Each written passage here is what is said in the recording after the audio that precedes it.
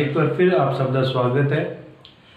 आज Sunday devotion ਦੇ ਵਿੱਚ ਜੋ ਪਰਮੇਸ਼ਰ ਨੇ ਇੱਕ ਸੁੰਦਰ ਅਤੇ ਅਦਭੁਤ ਦਿਨ ਸਾਡੀ ਨੀਂਦ ਚ ਲੈ ਕੇ ਆਂਦਾ ਹੈ ਕਿਉਂਕਿ ਸਭ ਜਣ ਜਾਣਦੇ ਹਾਂ ਕਿ ਇਹ ਦਿਨ ਜੋ ਅਸੀਂ ਦੇਖ ਰਹੇ ਹਾਂ ਇਹ ਸਾਡੀ ਆਪਣੀ ਲਿਆਕਤ ਦੇ ਨਾਲ ਨਹੀਂ ਹੈ, ਨਾ ਹੀ ਸਾਡੀ ਕੋਈ ਅਜਿਹੀ ਖੂਬੀ ਹੈ ਜਿਹਦੇ ਸਦਕਾ ਅਸੀਂ ਅੱਜ ਦਿਨ ਨੂੰ ਦੇਖ ਪਾਏ ਹਾਂ, बल्कि केवल और केवल ये परमेश्वर प्रभु यीशु मसीह की ही कृपा है साडी जिंदगी के उत्ते जिहदे सदका असी अज जीवित हाँ और इस दिन का आनंद मान रहे।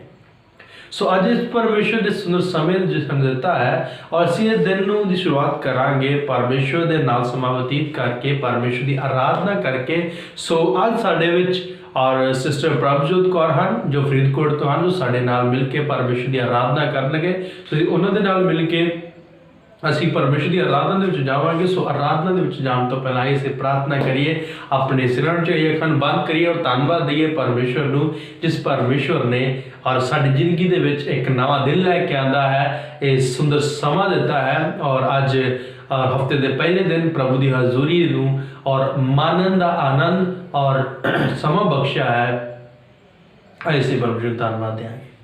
महान सामर्थी परमेश्वर तुहाडा धन्नवाद करते हैं इस सूरज खास अवसर के लिए प्रभु जी सर सबना ते अपनी वड्डी किरपा करनी खुदा इस प्रकार तुहाडी किरपा तुहाडी दया तुहाडा अनुग्रह साडे सबना ते बढ़िया रहे मेरे महान पिता परमेश्वर। असीं तेरे प्यार विच बने रहिए खुदावंदा, तेरे विच वधिए, तेरे विच अगे जाइए खुदा और प्रभु होण दिओ तुहाडा पवित्र आत्मा साडी जिंदगी दे विच अगवाई करे। मेरे महान पिता परमेश्वर असीं तेरे बच्चे अनजाना नादाना और अनजाने हर एक गलतियों को खिमा करना प्रभु यीशु मसीह और प्रभु जी बल दे शक्ति दे खुदा कि असी किसी भी प्रकार की और प्रभु टैम्पटेशन ना डिगिए बल्कि खुदावन तेरे विच दृढ़ता के नाल बने रहिए। मेरे महान परमेश्वर का धन्यवाद करते हुण जो असीं तेरी आराधना करने वास्ते जा रहे हैं प्रभु जी साडे गलियां नूं मसा करना प्रभु जी, खास करके उस भैन के साथ होना परमेश्वर, उन्होंने परिवार के साथ होना प्रभु जी, उन्होंने सेवक के साथ होना प्रभु जी। होर भी आशीषित कर अपना हाथ दे के रख प्रभु जी, होर तेरे सेवक के कामां दे विच इसे प्रकार बादशाह के हिस्सा लैंदे रहण मेरे प्यारे परमेश्वर। तेरे सामर्थी नाम प्रभु यीशु मसीह विच मंगदे हां, आमीन। सो आइए असीं सिस्टर दे नाल मिल के परमेश्वर की आराधना करिए। सो अज के दिन असी परमेश्वर का धन्यवाद करांगे। परमेश्वर ने सानू ये दिन साडे जीवन में दिता, असी परमेश्वर के नाम को महिमा दिंदे हुए उसकी आराधना करते हुए परमेश्वर के नाम को उच्चा करांगे। ते आओ असी अपनी अखां नूं बंद करिए ते अपने आप नूं परमेश्वर की आराधना के लिए तैयार करिए। हालेलुया। महान सर्वशक्तिमान परमेश्वर असी तेरे सम्मुख आने प्रभु यीशु राजा मदद कर सहायता कर अनुग्रहकारी पिता। Hallelujah. Praise the god Jesus. ओ अनुग्रहकारी पिता तेरा वचन कहता है प्यारे प्रभु हालेलुया कि हालेलुया आराधना करने वाले पवित्र और सच्चाई से आराधना करें। प्यारे प्रभु हम सच्चाई से और पवित्रताई से तेरी आराधना करने वाले हो सके, हमारी मदद कर सहायता कर। धन्यवाद प्यारे प्रभु, हमारी प्रार्थना सुनने के लिए धन्यवाद। हम हमारी आराधना में मदद और सहायता कर, अगुवाई कर प्रभु यीशु राजा। सो आया सी मिलके परमेश्वर की महिमा हो रहांगे। हालेलुया।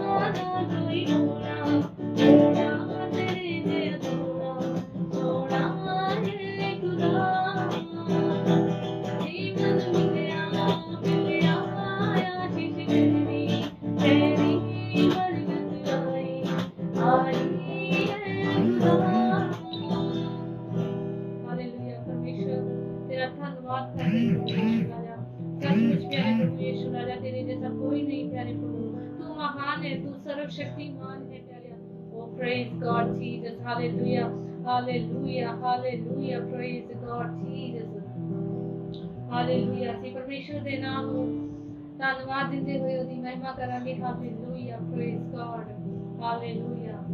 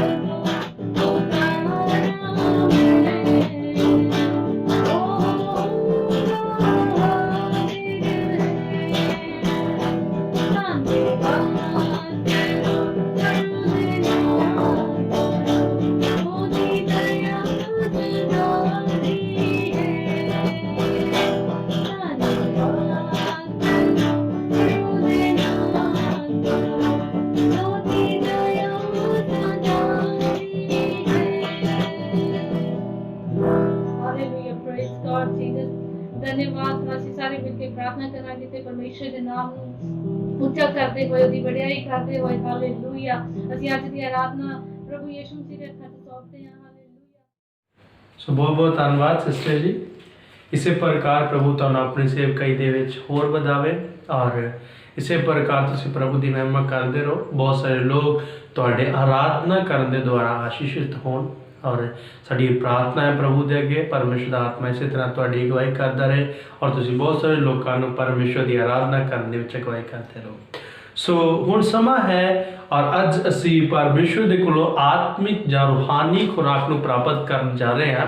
ਸੋ ਅੱਜ ਸਾਡੇ ਵਿੱਚ ਪ੍ਰਭੂ ਦੇ ਦਾਸ ਪਾਸਟਰ ਸਵਰਨਜੀਤ ਸਿੰਘ ਹਨ ਜੋ ਸ਼੍ਰੀ ਮੁਕਤਸਰ ਸਾਹਿਬ ਤੋਂ ਹਨ। ਉਹ ਅੱਜ ਸਾਡੇ ਵਿੱਚ ਪਰਮੇਸ਼ਰ ਦੀ ਬਾਣੀ ਨੂੰ ਜਾਂ ਪਰਮੇਸ਼ਰ ਦੇ ਵਚਨ ਨੂੰ ਸਾਡੇ ਨਾਲ ਸਾਂਝਾ ਕਰਨਗੇ। ਸੋ ਅਸੀਂ ਉਹਨਾਂ ਨੂੰ ਸਮਾਂ ਦੇਣ ਤੋਂ ਪਹਿਲਾਂ ਇੱਕ ਛੋਟੀ ਜਿਹੀ ਪ੍ਰਾਰਥਨਾ ਕਰਾਂਗੇ ਔਰ ਇਸ ਪ੍ਰਾਰਥਨਾ ਦੁਆਰਾ ਹੀ ਅਸੀਂ ਪਾਸਟਰ ਜੀ ਨੂੰ ਔਰ ਅਸੀਂ ਸਭ ਆਪਣੇ ਆਪ ਨੂੰ ਪਰਮੇਸ਼ਰ ਦੀ ਹੱਥਾਂ ਦੇ ਵਿੱਚ ਦਿਆਂਗੇ ਕਿ ਪ੍ਰਭੂ ਸਾਨੂੰ ਸਭਨਾਂ ਨੂੰ ਆਪਣੇ ਆਤਮਾ ਦੇ ਅਭਿਸ਼ੇਕ ਦੇ ਨਾਲ ਔਰ ਚਲਾਵੇ ਤਾਂ ਜੋ ਅਸੀਂ ਸਭ ਜਨ ਪਰਮੇਸ਼ਰ ਦੀ ਆਤਮਾ ਦੇ ਦੁਆਰਾ ਸਾਡੀ ਅਗਵਾਈ ਕੀਤੀ ਜਾਵੇ। ਸੋ ਅਸੀਂ ਪ੍ਰਾਰਥਨਾ ਕਰਾਂਗੇ ਔਰ ਅੱਗੇ ਦਾ ਸਮਾਂ ਪਾਸਟਰ ਜੀ ਦੇ ਹੱਥ ਵਿੱਚ ਦਿਆਂਗੇ ਔਰ ਉਹਨਾਂ ਦੇ ਕੋਲ ਅਸੀਂ ਪਰਮੇਸ਼ਰ ਦੀ ਆਵਾਜ਼ ਨੂੰ ਸੁਣਾਂਗੇ। ਮਹਾਨ ਸਾਮਰਥੀ ਜੀਵਿਤ ਖੁਦਾਵੰਦ ਤੁਹਾਡਾ ਧੰਨਵਾਦ ਕਰਦੇ ਹਾਂ। ਧੰਨਵਾਦ ਇਸ ਖਾਸ ਸੁੰਦਰ ਅਵਸਰ ਦੇ ਲਈ ਪਰਮੇਸ਼ਰ। ਤੁਸੀਂ ਪਰਮੇਸ਼ਰ ਤੁਹਾਡੀ ਆਵਾਜ਼ ਨੂੰ ਸੁਣਨ ਦੇ ਲਈ ਜਾ ਰਹੇ ਹਾਂ ਪ੍ਰਭੂ ਯਿਸੂ ਮਸੀਹ। ਸਾਨੂੰ ਵਿਸ਼ਵਾਸ ਹੈ ਖੁਦਾਵੰਦ ਤੁਸੀਂ ਆਪਣੇ ਦਾਸ ਦੇ ਦੁਆਰਾ ਪਰਮੇਸ਼ਰ ਨਾਲ ਵਾਚੀਤ ਕਰਨ ਦੇ ਲਈ ਜਾ ਰਹੇ ਹੋ। ਪਿਤਾ ਪਰਮੇਸ਼ਰ ਹੋਣ ਦਿਓ ਤੁਹਾਡੀ ਵੱਡੀ ਕਿਰਪਾ ਤੁਹਾਡੀ ਵੱਡੀ ਦਇਆ ਤੁਹਾਡੇ ਬੱਚਿਆਂ ਦੇ ਉੱਪਰ ਪ੍ਰਗਟ ਹੋਵੇ ਮੇਰੇ ਖੁਦਾਵੰਦ। ਸਾਡੀ ਜ਼ਿੰਦਗੀ ਦੀਆਂ ਕਮੀਆਂ ਘਟੀਆਂ ਨੂੰ ਪਰਮੇਸ਼ਰ ਤੋਂ ਪੂਰਾ ਕਰਨ ਵਾਲਾ ਖੁਦਾ ਹੈ। और प्रभु जब कभी सी तो प्रभु जी भुल के और बेवफा हो जाते हैं प्रभु यीशु मसीह तो अपने वचन के द्वारा तो सानू चेतावता है खुदा और फिर तो एक सही रस्ते उत्ते आउण दे लई सानू प्रेरदा है मेरे खुदा होंदे परमेश्वर। अज अपने दास दे साडे नाल गलबात करो परमेश्वर। तेरा दास तुहाडी आवाज़ साडे तक लैके आए परमेश्वर और ये आवाज़ प्रभु जी बहुत सारी जिंदगी नूं बदलण वाली हो जाए पिता परमेश्वर। तेरा धन्यवाद करें। धन्यवाद मेरी प्रार्थना सुनने के लिए हर एक चीज़ तेरा धन्यवाद प्रभु जी। तेरा दास तेरे हत्थों में है प्रभु जी। तेरा दास तेरे को सबने सिखाए परमेश्वर प्रभु जी और किसी भी प्रकार की शैतान की ताकतकारी न करने पाए बल्कि तेरा सामर्थ्य नाम जलाल पाए मेरे ईश्वर जी। तेरे सामर्थ्य नाम प्रभु यीशु मसीह विच मंगते हैं हाँ। आइए इसी प्रभु दास को परमेश्वर की बाणी सुनाए। हालेलुया। प्रभु जी आप सबनों आशीष देन। आइए ਆਪਾਂ प्रार्थना करांगे। ਸਰਵਸ਼ਕਤੀਮਾਨ ਪਰਮੇਸ਼ਵਰ ਤੁਹਾਡਾ ਧੰਨਵਾਦ ਤੁਹਾਡੀ ਤਾਰੀਫ ਕਰਦੇ ਹਾਂ। ਤੁਹਾਡੇ ਕਦਮਾਂ ਚਾਹੁੰਦੇ ਹਾਂ ਖਾਸ ਕਰਕੇ ਤੁਹਾਡੇ ਵਚਨ ਦੇ ਨਾਲ ਜੋ ਵੀ ਗੱਲਬਾਤ ਕਰਨ ਦੇ ਲਈ ਜਾ ਰਹੇ ਹਾਂ ਪ੍ਰਭੂ ਸਿੱਖਣ ਜਾ ਰਹੇ ਹਾਂ। ਪਵਿੱਤਰ ਆਤਮਾ ਜੀ ਅਗਵਾਈ ਕਰਨਾ ਔਰ ਸਾਨੂੰ ਸਿਖਾਉਣਾ ਤਾਂ ਕਿ ਤੇਰੀ ਬਾਣੀ ਨੂੰ ਅਸੀਂ ਸਿੱਖੀਏ ਤੇਰੇ ਵਚਨ ਨੂੰ ਸਿੱਖੀਏ ਔਰ ਅਸੀਂ ਉਹ ਜੀਵਨ ਬਤੀਤ ਕਰੀਏ ਜੋ ਤੁਹਾਨੂੰ ਚੰਗਾ ਲੱਗਦਾ ਹੈ। ਸਭ ਕੁਝ ਅਸੀਂ ਤੁਹਾਡੇ ਹੱਥ ਵਿੱਚ ਸੌਂਪਦੇ ਹਾਂ ਯੀਸ਼ੂ ਦੇ ਨਾਮ 'ਚ ਮੰਗਦੇ ਹਾਂ ਆਮੀਨ। ਹਾਲੇਲੂਇਆ। ਤਾਂ ਮਸੀਹ ਦੇ ਵਿੱਚ ਸਾਰੇ ਭੈਣ ਭਰਾਵਾਂ ਨੂੰ ਜੈ ਮਸੀਹ ਕੀ।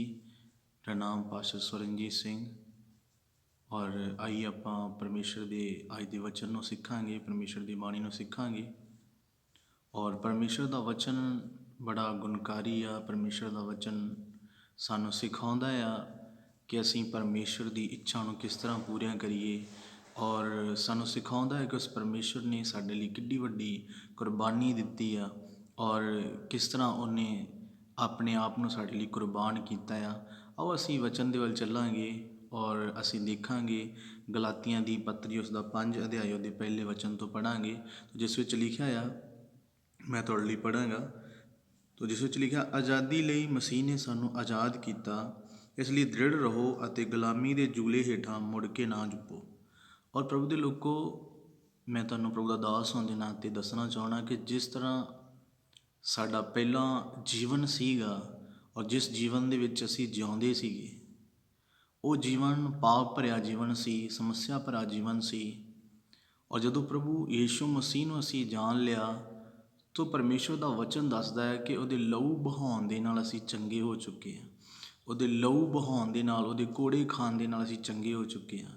ਤਾਂ ਉਹ ਜਿਹੜਾ ਲਹੂ ਬਹਾਇਆ ਗਿਆ ਆ ਉਹ ਜਿਹੜਾ ਲਹੂ ਸਲੀਬ ਦੇ ਉੱਤੇ ਵਗਿਆ ਆ ਡੋਲਿਆ ਗਿਆ ਆ ਉਹ ਲਹੂ ਦੀ ਬਹੁਤ ਜ਼ਿਆਦਾ ਵੱਡੀ ਕੀਮਤ ਆ ਜੋ ਯਿਸੂ ਮਸੀਹ ਨੇ ਸਾਡੇ ਲਈ ਉਹ ਕੀਮਤ ਨੂੰ ਭਰਿਆ ਆ। ਔਰ ਜਦੋਂ ਅਸੀਂ ਪ੍ਰਭੂ ਨੂੰ ਜਾਣ ਲੈਂਦੇ ਹਾਂ ਪਰਮੇਸ਼ਰ ਦੇ ਵਚਨ ਨੂੰ ਜਾਣ ਲੈਂਦੇ ਹਾਂ ਤਾਂ ਉਸ ਤੋਂ ਬਾਅਦ ਜਿਹੜੀ ਆਜ਼ਾਦੀ ਪਰਮੇਸ਼ਰ ਨੇ ਸਾਨੂੰ ਦਿੱਤੀ ਆ ਉਸ ਆਜ਼ਾਦੀ ਦਾ ਸਭ ਤੋਂ ਪਹਿਲਾ ਨੰਬਰ ਤਾਂ ਉਸ ਆਜ਼ਾਦੀ ਨੂੰ ਇੰਜੋਏ ਕਰੋ ਕਿਉਂਕਿ ਉਹ ਆਜ਼ਾਦੀ ਕੋਈ ਦੇ ਹੀ ਨਹੀਂ ਸਕਦਾ ਸੀ ਜਿਹੜੀ ਆਜ਼ਾਦੀ ਪ੍ਰਭੂ ਯਿਸੂ ਮਸੀਹ ਨੇ ਸਾਨੂੰ ਦਿੱਤੀ ਹੈ। ਔਰ ਪ੍ਰਭੂ ਯਿਸੂ ਮਸੀਹ ਕਰੂਸ ਦੇ ਉੱਤੇ ਉਹਨਾਂ ਨੇ ਆਪਣੇ ਆਪ ਨੂੰ ਕੁਰਬਾਨ ਕੀਤਾ ਆਪਣੀ ਜਾਨ ਨੂੰ ਦਿੱਤਾ। ਔਰ ਇਹ ਸਾਬਿਤ ਕਰਦਾ ਆ ਕਿ ਕਿੰਨਾ ਪਿਆਰ ਉਹ ਪਰਮੇਸ਼ਵਰ ਪ੍ਰਭੂ ਜੀ ਸਾਨੂੰ ਕਰਦੇ ਆ। ਔਰ ਵਚਨ ਦੱਸਦਾ ਹੈ ਪ੍ਰਭੂ ਦਾ ਦਾਸ ਸੰਤ ਪੌਲਸ ਗਲਾਤੀਆਂ ਦੀ ਪੱਤਰੀ ਦੇ ਵਿੱਚ ਔਰ ਗਲਾਤੀਆਂ ਨੂੰ ਲਿਖਦਾ ਆ।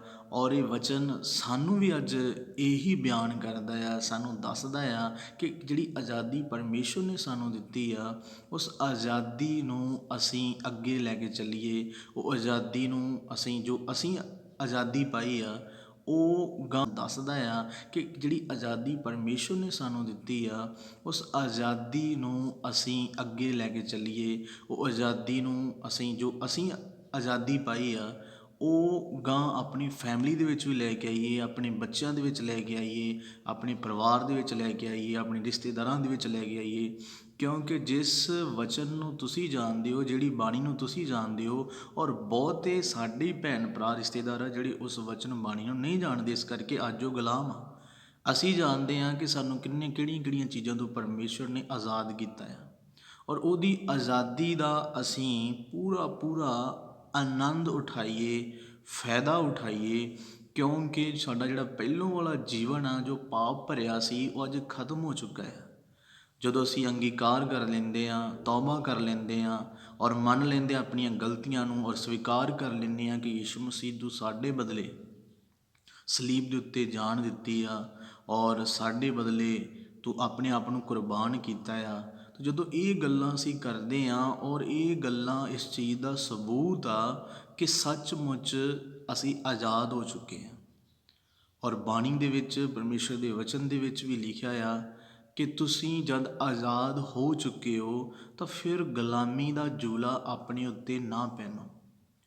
ਕਿਉਂਕਿ ਮਤੀ ਦੀ ਅੰਜੀਲ ਵਿੱਚ ਜਦੋਂ ਅਸੀਂ 11 ਅਧਿਆਏ ਉਹਦੇ 27 ਤੇ 28 ਵਚਨ ਨੂੰ ਪੜ੍ਹਦੇ ਹਾਂ, ਲਿਖਿਆ ਹੈ ਸਾਰੇ ਥੱਕੇ ਭਾਰੇ ਦੱਬੇ ਲੋਕੋ ਮੇਰੇ ਕੋਲ ਆਓ, ਮੈਂ ਤੁਹਾਨੂੰ ਆਜ਼ਾਦ ਕਰਾਂਗਾ, ਮੈਂ ਤੁਹਾਨੂੰ ਆਰਾਮ ਦੇਵਾਂਗਾ।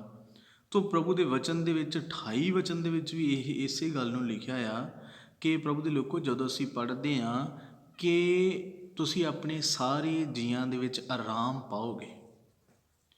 ਤੋ ਇੱਕ ਜਿਹੜੀ ਜੂਲੇ ਦੀ ਗੱਲ ਹੋਈ ਆ, ਗਲਾਤੀਆਂ ਦੀ ਪੱਤਰੀ ਜੋ ਸੰਤ ਪੌਲਸ ਲਿਖਦਾ ਹੈ ਗਲਾਤੀਆਂ ਨੂੰ, ਪ੍ਰਭੂ ਦੇ ਲੋਕੋ ਜਿਹੜਾ ਜੂਲਾ ਆ ਪਹਿਲੋਂ ਸਾਡੇ ਉੱਤੇ ਬੜਾ ਸਮੱਸਿਆ ਦਾ, ਪਰੇਸ਼ਾਨੀਆਂ ਦਾ, ਦੁੱਖਾਂ ਦਾ, ਬਿਮਾਰੀਆਂ ਦਾ ਜੂਲਾ ਸੀ, ਜਿਹਨੂੰ ਚੁੱਕ ਕੇ ਅਸੀਂ ਹਾਰ ਚੁੱਕੇ ਸੀ, ਜਿਹਨੂੰ ਚੁੱਕ ਕੇ ਅਸੀਂ ਪਰੇਸ਼ਾਨ ਹੋ ਚੁੱਕੇ ਸੀ। ਪਰ ਜਿਸ ਤਰ੍ਹਾਂ ਯਿਸੂ ਮਸੀਹ ਸਾਡੇ ਜੀਵਨ ਦੇ ਵਿੱਚ ਆਏ, ਔਰ ਯਿਸੂ ਮਸੀਹ ਦੇਖੋ ਇੱਥੇ ਕੀ ਗੱਲ ਕਹਿ ਰਿਹਾ ਮਤੀ ਦੀ ਅੰਜੀਲ ਦੇ ਵਿੱਚ ਕਿ ਜੇਕਰ ਕੋਈ ਥੱਕਿਆ ਹੋਇਆ ਆ ਔਰ ਜੇ ਕੋਈ ਪਰੇਸ਼ਾਨ ਆ, ਉਹ ਮੇਰੇ ਕੋਲ ਆਵੇ, ਮੈਂ ਉਹਨੂੰ ਆਜ਼ਾਦ ਕਰਾਂਗਾ, ਮੈਂ ਉਹਨੂੰ ਆਰਾਮ ਦੇਵਾਂਗਾ। ਤਾਂ ਦੇਖੋ ਕਿੱਡਾ ਵੱਡੀ ਇਹ ਆਸ਼ੀਸ਼ ਭਰੀ ਗੱਲ ਹੈ ਕਿ ਉਹ ਪਰਮੇਸ਼ਵਰ ਆਰਾਮ ਦੇਣ ਦੇ ਲਈ ਸਾਨੂੰ ਬੁਲਾ ਰਹੇ ਆ। ਔਰ ਦੇਖੋ ਜਿਸ ਤਰ੍ਹਾਂ ਅਸੀਂ ਉਹਦੇ ਕੋਲੇ ਚਲੇ ਗਏ ਹਾਂ, ਅਸੀਂ ਆਪਣੇ ਪਾਪਾਂ ਦਾ ਇਕਰਾਰ ਕੀਤਾ ਆ, ਤੌਬਾ ਕੀਤੀ ਆ, ਤੋ ਸਾਡੇ ਜੀਵਨ ਦੇ ਵਿੱਚ ਜੋ ਸਾਡਾ ਬੋਝ ਭਰਿਆ ਜੀਵਨ ਸੀਗਾ, ਜਦੋਂ ਅੰਗੀਕਾਰ ਕਰ ਲਿਆ ਆ ਤੇ ਉਹ ਇੱਕਦਮ ਹੀ ਹਲਕਾ ਹੋ ਜਾਂਦਾ ਆ। ਔਰ ਬਹੁਤ ਜ਼ਿਆਦਾ ਜਿਹੜਾ ਵਜ਼ਨ ਸਾਡੇ ਸਿਰ ਦੇ ਉੱਤੇ ਚੱਕਿਆ ਹੁੰਦਾ ਪਰੇਸ਼ਾਨੀਆਂ ਦਾ, ਉਹ ਚਲਾ ਜਾਂਦਾ ਆ। ਕਿਉਂਕਿ ਯਿਸੂ ਮਸੀਹ ਨੂੰ ਜੋ ਕੋਈ ਵੀ ਕਬੂਲ ਕਰਦਾ ਹੈ, ਚਾਹੇ ਉਹਦੀ ਪਰੇਸ਼ਾਨੀ ਆ, ਬਿਮਾਰੀ ਆ, ਕੁਛ ਵੀ ਕਿਉਂ ਨਾ ਹੋਵੇ, ਉਸ ਤੋਂ ਉਹ ਆਜ਼ਾਦ ਹੋ ਜਾਂਦਾ ਹੈ ਔਰ ਆਪਣੇ ਆਪ ਨੂੰ ਹਲਕਾਪਨ ਮਹਿਸੂਸ ਕਰਦਾ ਹੈ। ਔਰ ਪ੍ਰਭੂ ਦੇ ਲੋਕੋ ਮੈਨੂੰ ਇੱਥੇ ਇੱਕ ਛੋਟੀ ਜਿਹੀ ਬਿਮਾਰੀ ਆ, ਕੁਛ ਵੀ ਕਿਉਂ ਨਾ ਹੋਵੇ, ਉਸ ਤੋਂ ਉਹ ਆਜ਼ਾਦ ਹੋ ਜਾਂਦਾ ਹੈ ਔਰ ਆਪਣੇ ਆਪ ਨੂੰ ਹਲਕਾਪਨ ਮਹਿਸੂਸ ਕਰਦਾ ਹੈ। ਔਰ ਪ੍ਰਭੂ ਦੇ ਲੋਕੋ ਮੈਨੂੰ ਇੱਥੇ ਇੱਕ ਛੋਟੀ ਸਟੋਰੀ ਯਾਦ ਆ ਰਹੀ ਆ।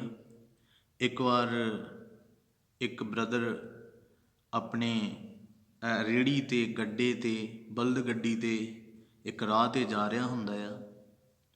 ਔਰ ਉਹ ਜਦੋਂ ਰਾਹ 'ਤੇ ਜਾ ਰਿਹਾ ਆ, ਔਰ ਜਿਸ ਰਾਹ ਦੇ ਉੱਤੇ ਉਹ ਜਾ ਰਿਹਾ ਆ, ਕਾਫੀ ਉੱਥੇ ਮਿੱਟੀ ਆ ਬਹੁਤ ਜ਼ਿਆਦਾ, ਔਰ ਬਲਦ ਵੀ ਜਿਹੜਾ ਆ ਉਹ ਕਾਫੀ ਜ਼ਿਆਦਾ ਉੱਥੇ ਸਟਰਗਲ ਕਰ ਰਿਹਾ ਆ। ਉਹ ਜਿਹੜੇ ਟਾਇਰ ਆ ਰੇਹੜੀ ਦੇ, ਉਹ ਜ਼ਿਆਦਾ ਮਿੱਟੀ ਦੇ ਵਿੱਚ ਖੁੱਭਦੇ, ਜਿਹਦੇ ਕਰਕੇ ਉਹਨੂੰ ਦਿੱਕਤ ਵੀ ਆ ਰਹੀ ਆ। ਔਰ ਉੱਥੇ ਉਹ ਜਿਸ ਟਾਈਮ ਉਹ ਰੇਹੜੀ 'ਤੇ ਜਾ ਰਿਹਾ ਆ, ਇੱਕ ਦੁਪਹਿਰ ਦਾ ਸਮਾਂ, ਔਰ ਉੱਥੇ ਇੱਕ ਬਜ਼ੁਰਗ ਨੂੰ ਦੇਖਦਾ ਆ ਜਿਹਦੇ ਸਿਰ ਦੇ ਉੱਤੇ ਇੱਕ ਪੰਡ ਆ, ਠੀਕ ਆ ਜੀ, ਉਹਦੇ ਵਿੱਚ ਬਹੁਤ ਜ਼ਿਆਦਾ ਉਹ ਭਾਰੀ ਪੰਡ ਆ, ਕੁਛ ਉਹ ਲੈ ਕੇ ਜਾ ਰਹੀ ਆ। ਔਰ ਜਦੋਂ ਉਹ ਬਜ਼ੁਰਗ ਨੂੰ ਦੇਖਦਾ ਆ ਤਾਂ ਉਹ ਬਜ਼ੁਰਗ ਨੂੰ ਜਿਵੇਂ ਹੀ ਦੇਖਦਾ ਆ ਉਹਦੇ ਮਨ ਵਿੱਚ ਦਇਆ ਆਉਂਦੀ ਆ ਕਿ ਬਜ਼ੁਰਗ ਕਿੰਨਾ ਜ਼ਿਆਦਾ ਇਸ ਮਿੱਟੀ ਦੇ ਵਿੱਚ ਦੁਪਹਿਰ ਦੇ ਟਾਈਮ ਜਾ ਰਹੀ ਆ, ਔਰ ਉਹ ਉਸ ਗੱਡੇ ਨੂੰ ਖਿਲਾਰ ਕੇ, ਆਪਣੇ ਰੇੜੇ ਨੂੰ ਖਿਲਾਰ ਕੇ ਉਸ ਬਜ਼ੁਰਗ ਨੂੰ ਕਹਿੰਦਾ ਆ ਕਿ ਤੁਸੀਂ ਬੀਬੀ ਜੀ ਆ ਜਾਓ, ਬੈਠੋ ਇੱਥੇ ਇਸ ਰੇੜੇ 'ਤੇ। ਔਰ ਉਸ ਨੌਜਵਾਨ ਦਾ ਧਿਆਨ ਅੱਗੇ ਹੁੰਦਾ ਆ ਬਲਦ ਦੀ ਵੱਲ, ਔਰ ਉਹ ਬੀਬੀ ਬੈਠ ਜਾਂਦੀ ਹੈ। ਜਦੋਂ ਬੈਠ ਜਾਂਦੀ ਆ, ਕੁਛ ਟਾਈਮ ਦਾ ਸਮਾਂ ਉਹ ਜਦੋਂ ਲੰਘ ਜਾਂਦਾ ਆ, ਤਾਂ ਉਹ ਕੀ ਵੇਖਦਾ ਆ, ਉਹ ਜਿਹੜਾ ਨੌਜਵਾਨ ਆ, ਕਿ ਉਹ ਬਜ਼ੁਰਗ ਬੈਠੀ ਆ ਜ਼ਰੂਰ ਰੇੜੇ 'ਤੇ, ਪਰ ਜਿਹੜੀ ਉਹਦੇ ਸਿਰ 'ਤੇ ਪੰਡ ਆ ਉਹ ਹਜੇ ਵੀ ਸਿਰ 'ਤੇ ਹੀ ਆ। ਔਰ ਦੇਖੋ ਇਸ ਕਹਾਣੀ ਤੋਂ ਪ੍ਰਭੂ ਦੇ ਲੋਕੋ, ਕਿ ਅਗਰ ਅਸੀਂ ਯਿਸੂ ਮਸੀਹ ਦੇ ਕੋਲੇ ਆ ਚੁੱਕੇ ਹਾਂ, ਪਰ ਕਈ ਵਾਰੀ ਅਸੀਂ ਹਜੇ ਵੀ ਉਸ ਆਜ਼ਾਦੀ ਨੂੰ ਨਹੀਂ ਦੇਖਦੇ ਜਿਸ ਆਜ਼ਾਦੀ ਕਰਕੇ ਪਰਮੇਸ਼ਰ ਨੇ ਸਾਨੂੰ ਬੁਲਾਇਆ ਹੁੰਦਾ ਆ। ਦੇਖੋ ਉਹ ਇੱਕ ਨੌਜਵਾਨ, ਠੀਕ ਆ, ਉਹ ਵੀਰ, ਇਸ ਕਰਕੇ ਉਹਨੇ ਬਜ਼ੁਰਗ ਦਾ ਹੈਲਪ ਕੀਤੀ, ਪਰ ਉਹ ਬਜ਼ੁਰਗ ਸਮਝ ਨਹੀਂ ਪਾਈ, ਪਰ ਫਿਰ ਵੀ ਆਪਦੇ ਸਿਰ ਦੇ ਉੱਤੇ ਉਹ ਪੰਡ, ਆਪਦੀ ਜਿਹੜੀ ਬੜਾ ਵਜ਼ਨ ਉਹਦੇ 'ਤੇ। ਤਾਂ ਉਹ ਨੌਜਵਾਨ ਚਾਹੁੰਦਾ ਇਹ ਸੀ ਕਿ ਉਸ ਗੱਡੀ ਦੇ ਉਹ ਪੰਡ ਰੱਖੇ ਔਰ ਰਿਲੈਕਸ ਹੋ ਕੇ ਬੈਠੇ। ਪਰ ਅੱਜ ਵੀ ਮਸੀਹ ਜ਼ਿੰਦਗੀ ਕੁਛ ਐਵੇਂ ਦੀ ਹੈ ਪ੍ਰਭੂ ਦੇ ਲੋਕੋ, ਕਿ ਅਸੀਂ ਰਿਲੈਕਸ ਨਹੀਂ ਆ, ਹਜੇ ਵੀ ਉਹ ਭਾਰ ਆ ਜਿਹੜਾ ਅਸੀਂ ਆਪਣੇ ਸਿਰ ਦੇ ਉੱਤੇ ਚੱਕਿਆ ਹੋਇਆ ਆ। ਪਰਮੇਸ਼ਰ ਨੇ ਕਿਹਾ ਮੈਂ ਆਰਾਮ ਦਊਂਗਾ, ਆਜ਼ਾਦ ਕਰੂੰਗਾ, ਪਰ ਪਰਮੇਸ਼ਰ ਦੇ ਕੋਲੇ ਜਾ ਕੇ ਵੀ ਅਸੀਂ ਫਿਰ ਉਹ ਪਾਪਾਂ ਦਾ ਜਿਹੜਾ ਭਾਰ ਅਸੀਂ ਚੱਕੀ ਬੈਠੇ ਹਾਂ। ਬਾਣੀ 'ਚ ਕੀ ਲਿਖਿਆ ਆ ਕਿ ਇਸ ਲਈ ਦ੍ਰਿੜ ਰਹੋ ਅਤੇ ਗੁਲਾਮੀ ਦੇ ਜੂਲੇ ਹੇਠ ਮੁੜ ਕੇ ਨਾ ਜਾਓ। ਪਰ ਅਸੀਂ ਪ੍ਰਭੂ ਨੂੰ ਜਾਣ ਕੇ ਵੀ ਫਿਰ ਵੀ ਅਸੀਂ ਉਸ ਜੂਲੇ ਦੇ ਹੇਠ ਹੀ ਹਾਂ, ਜਿਸ ਜੂਲੇ ਤੋਂ ਪਰਮੇਸ਼ਰ ਨੇ ਮਤੀ ਦੀ ਅੰਜੀਲ ਦੇ ਵਿੱਚ 11 ਦੇ ਵਿੱਚ ਕਿਹਾ ਆ ਕਿ ਮੇਰਾ ਜੂਲਾ ਤੁਸੀਂ ਆਪਣੇ ਉੱਤੇ ਲੈ ਲਓ, ਮੇਰਾ ਜੂਲਾ ਹਲਕਾ ਆ। ਤਾਂ ਅਜੇ ਵੀ ਅਸੀਂ ਉਹ ਜੂਲਾ ਯਿਸੂ ਮਸੀਹ ਦਾ ਕਈ ਵਾਰੀ ਨਹੀਂ ਲੈ ਪਾਉਂਦੇ, ਜਿਸ ਵਜ੍ਹਾ ਕਰਕੇ ਸਾਡੇ ਪਰਮੇਸ਼ਰ ਨੇ ਪ੍ਰਭੂ ਦੇ ਲੋਕੋ ਸਾਨੂੰ ਆਜ਼ਾਦ ਕੀਤਾ ਆ, ਔਰ ਉਸ ਆਜ਼ਾਦੀ ਦਾ ਅਸੀਂ ਪੂਰਾ ਫਾਇਦਾ ਉਠਾਈਏ, ਕਿਉਂਕਿ ਉਹ ਪਰਮੇਸ਼ਰ ਨੇ ਜਿਹੜੀ ਆਜ਼ਾਦੀ ਸਾਨੂੰ ਦਿੱਤੀ ਆ, ਉਸਨੇ ਬਹੁਤ ਦੁੱਖ ਉਠਾਇਆ ਆ, ਬਹੁਤ ਸ਼ਰਮਿੰਦਗੀਆਂ ਸਹੀਆਂ ਆ, ਬਹੁਤ ਜ਼ਿਆਦਾ ਮਾਰ ਖਾਧੀ ਆ, ਬਹੁਤ ਜ਼ਿਆਦਾ ਤੰਗ ਹੋਏ ਆ ਪ੍ਰਭੂ ਯਿਸੂ ਮਸੀਹ। ਅੱਜ ਅਸੀਂ ਫਿਰ ਤੋਂ ਉਹ ਆਪਣੇ ਪੁਰਾਣੇ ਕੰਮਾਂ ਦੇ ਵਿੱਚ ਰਹਿ ਕੇ, ਪੁਰਾਣੇ ਬੋਝਾਂ ਨੂੰ ਲੈ ਕੇ ਫਿਰ ਤੋਂ ਯਿਸੂ ਮਸੀਹ ਨੂੰ ਫਿਰ ਤੋਂ ਸਲੀਬ ਦੇ ਉੱਪਰ ਨਾ ਚੜ੍ਹਾਈਏ। ਅੱਜ ਅਸੀਂ ਉਹਦੀ ਆਜ਼ਾਦੀ ਨੂੰ ਸਮਝੀਏ ਔਰ ਜਾਣੀਏ। ਅਸੀਂ ਇੱਕ ਵਚਨ ਹੋਰ ਪੜ੍ਹਾਂਗੇ ਪਵਿੱਤਰ ਬਾਈਬਲ ਦੇ ਵਿੱਚੋਂ, ਪਵਿੱਤਰ ਬਾਣੀ ਦੇ ਵਿੱਚੋਂ, ਜੋ ਵਚਨ ਸਾਨੂੰ ਹੋਰ ਵੀ ਜ਼ਿਆਦਾ ਇਸ ਜੋ ਅਸੀਂ ਗੱਲ ਕਰ ਰਹੇ ਹਾਂ ਆਜ਼ਾਦੀ ਦੀ, ਇਹਦੇ ਬਾਰੇ ਹੋਰ ਵੀ ਜ਼ਿਆਦਾ ਸਾਨੂੰ ਸਿੱਖਣ ਨੂੰ ਮਿਲੂਗਾ। ਤੋ ਪਹਿਲਾ ਕਰੰਥੀਆ 7 ਅਧਿਆਏ ਉਹਦੇ 23 ਵਚਨ ਦੇ ਵਿੱਚ ਵੀ ਲਿਖਿਆ ਆ, ਮੈਂ ਪੜ੍ਹਾਂਗਾ ਤੁਹਾਡੇ ਵਾਸਤੇ।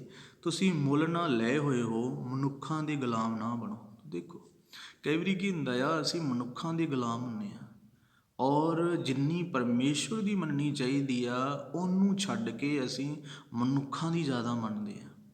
ਤਾਂ ਪੁਰਾਣੇ ਨੇਮ ਦੇ ਵਿੱਚ ਵੀ ਕੁਛ ਇਸ ਤਰ੍ਹਾਂ ਲਿਖਿਆ ਆ। ਪੁਰਾਣੇ ਨੇਮ ਦੇ ਵਿੱਚ ਪਹਿਲੋਂ ਲੋਕ ਵੇਚੇ ਜਾਂਦੇ ਸੀ, ਜਿਵੇਂ ਯਿਸੂ ਮਸੀਹ ਨੂੰ ਵੀ ਵੇਚਿਆ ਗਿਆ, ਉਹਦੇ ਆਪਣੇ ਚੇਲੇ ਯਹੂਦਾ ਇਸਕਰਿਓਤੀ ਨੇ। ਔਰ ਮਨੁੱਖ ਉਸ ਟਾਈਮ ਦੇ ਅਮੀਰ ਜਿਹੜੇ ਮਨੁੱਖ ਹੁੰਦੇ ਸੀ, ਉਹ ਗਰੀਬ ਲੋਕਾਂ ਨੂੰ ਲੈ ਕੇ ਗੁਲਾਮ ਬਣਾਉਂਦੇ ਸੀ, ਔਰ ਉਹਨਾਂ ਨੂੰ ਗੁਲਾਮ ਬਣਾ ਕੇ ਕੰਮ ਲੈਂਦੇ ਸੀ। ਤਾਂ ਵੇਖੋ ਯਿਸੂ ਮਸੀਹ ਨੇ ਹਰ ਤਰ੍ਹਾਂ ਨਾਲ ਆਜ਼ਾਦ ਕੀਤਾ ਆ। ਅਸੀਂ ਵੀ ਜਦੋਂ ਪ੍ਰਭੂ ਦੇ ਵਿੱਚ ਨਹੀਂ ਸੀਗੇ, ਪ੍ਰਭੂ ਨੂੰ ਨਹੀਂ ਜਾਣਦੇ ਸੀਗੇ, ਉਦੋਂ ਸ਼ੈਤਾਨ ਦੇ ਪੂਰੀ ਰੀਤੀ ਨਾਲ ਗੁਲਾਮ ਸੀ। ਜਿਵੇਂ ਉਹ ਚਾਹੁੰਦਾ ਸੀ ਅਸੀਂ ਕਰਦੇ ਸੀ, ਜਿਵੇਂ ਉਹ ਕਹਿੰਦਾ ਸੀ ਉਵੇਂ ਅਸੀਂ ਕਰਦੇ ਸੀ। ਪਰ ਅੱਜ ਅਸੀਂ ਮਨੁੱਖਾਂ ਦੇ ਨਹੀਂ ਗਏ, ਅੱਜ ਅਸੀਂ ਪਰਮੇਸ਼ਵਰ ਦੇ ਗੁਲਾਮ ਹਾਂ, ਕਿਉਂਕਿ ਪਰਮੇਸ਼ਵਰ ਨੇ ਆਪਣੀ ਜਾਨ ਦੇ ਕੇ, ਯਿਸੂ ਮਸੀਹ ਨੇ ਆਪਣੀ ਜਾਨ ਦੇ ਕੇ ਸਾਨੂੰ ਬਚਾਇਆ ਆ। ਅੱਜ ਜੋ ਕੁਛ ਵੀ ਕਰਨਾ ਆ, ਅਸੀਂ ਉਹਦੀ ਮਰਜ਼ੀ ਦੇ ਮੁਤਾਬਕ ਕਰੀਏ। ਔਰ ਇੱਕ ਗੱਲ ਮੈਂ ਤੁਹਾਨੂੰ ਕਹਿਣੀ ਚਾਹੁੰਦਾ ਪ੍ਰਭੂ ਦੇ ਲੋਕੋ, ਦੇਖੋ ਅਗਰ ਅਸੀਂ ਪਰਮੇਸ਼ਵਰ ਦੇ ਗੁਲਾਮ ਹਾਂ ਔਰ ਕੁਛ ਵੀ ਕਰਦੇ ਹਾਂ, ਅੱਜ ਪਰਮੇਸ਼ਵਰ ਸਾਨੂੰ ਕੁਛ ਨਹੀਂ ਕਹਿ ਰਿਹਾ। ਅੱਜ ਜੋ ਵੀ ਆਪਦੀ ਮਰਜ਼ੀ ਨਾਲ ਕਰਦਾ ਆ, ਆਪਦੀ ਮਰਜ਼ੀ ਨਾਲ ਜੋ ਖਾਂਦਾ ਆ, ਪੀਂਦਾ ਆ, ਕਰਦਾ ਆ, ਬੋਲਦਾ ਆ, ਆਪਦੀ ਮਰਜ਼ੀ ਨਾਲ ਹੀ ਸਭ ਕੁਛ ਕਰਦਾ ਆ, ਪਰਮੇਸ਼ਵਰ ਕੁਛ ਨਹੀਂ ਕਹਿ ਰਿਹਾ। ਔਰ ਪਰਮੇਸ਼ਰ ਜਦ ਕਹਿ ਵੀ ਰਹੇ ਹੁੰਦੇ ਆ, ਉਸ ਟਾਈਮ ਉਹ ਆਦਮੀ ਪਰਮੇਸ਼ਰ ਨੂੰ ਸਮਝ ਨਹੀਂ ਪਾਉਂਦਾ, ਪਰਮੇਸ਼ਰ ਦੀਆਂ ਗੱਲਾਂ ਨੂੰ ਸਮਝ ਨਹੀਂ ਪਾਉਂਦਾ। ਉਹ ਜਦੋਂ ਗੱਲਾਂ ਸਮਝ ਨਹੀਂ ਪਾਉਂਦਾ, ਫਿਰ ਉਹ ਆਪਣੀ ਆਜ਼ਾਦੀ ਨੂੰ ਗਵਾਉਂਦਾ ਆ। ਹਰ ਦਿਨ, ਹਰ ਘੰਟੇ, ਹਰ ਸਮੇਂ ਹੌਲੀ ਹੌਲੀ ਆਪਣੀ ਆਜ਼ਾਦੀ ਨੂੰ ਉਹ ਗਵਾਉਂਦਾ ਰਹਿੰਦਾ। ਆਪਦੀ ਆਜ਼ਾਦੀ ਤੋਂ ਦੂਰ ਦੂਰ ਜਾਂਦਾ ਰਹਿੰਦਾ ਆ ਔਰ ਸ਼ੈਤਾਨ ਦੇ ਹੱਥ ਵਿੱਚ ਆਪਣੇ ਆਪ ਨੂੰ ਸੌਂਪਦਾ ਰਹਿੰਦਾ ਆ।